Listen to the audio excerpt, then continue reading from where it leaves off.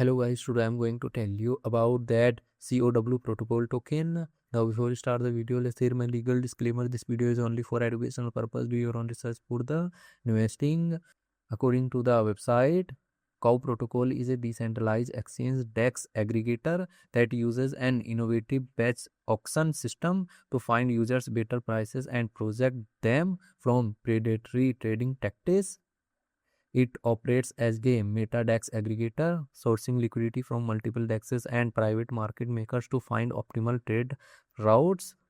The protocol uses an intent-based guessless model where users sign trade intentions and competing sols execute them in batches.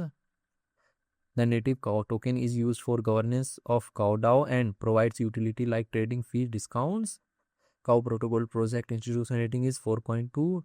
CoW token total supply is 1 billion and circulating supply is around 575.31 million CoW token. CoW token is listed on popular centralized exchanges like Binance, Coinbase, KuCoin and other exchanges.